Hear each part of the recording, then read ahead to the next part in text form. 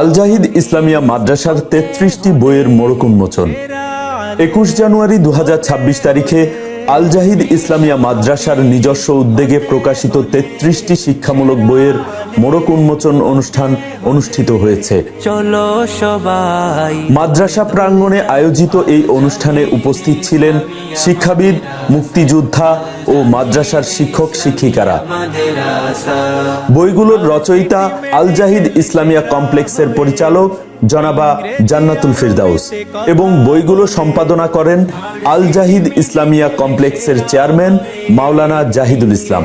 প্রকাশিত বইগুলোর মধ্যে রয়েছে প্লে ও নার্সারি শ্রেণীর পাঠ্য বই, বাংলা, ইংরেজি, আরবি, তাজবিদ ও দোয়া এবং সকল শ্রেণীর হাতের লেখা অনুশীলনের বই।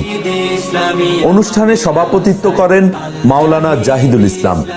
প্রধান অতিথি হিসেবে উপস্থিত ছিলেন বীর মুক্তিযোদ্ধা আবু তাহের। অনুষ্ঠানে স্বাগত বক্তব্য রাখেন জনাবা জান্নাতুল ফিরদাউস সহ বিশেষ অতিথিবৃন্দ। অনুষ্ঠান সঞ্চালনা করেন বোরহান সাদি। অনুষ্ঠানের শুরুতে পবিত্র কোরআন তেলাওয়াত করেন হাসান বিন মাহমুদ। ইসলামী সঙ্গীত পরিবেশন করেন আহমদ ইবনে জাহিদ।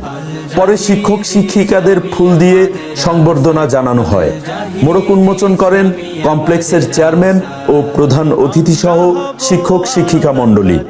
শিক্ষার মানোন্নয়নে আল জাহিদ ইসলামিয়া মাদ্রাসার এই উদ্যোগকে স্বাগত জানিয়েছেন উপস্থিত অতিথিবৃন্দ।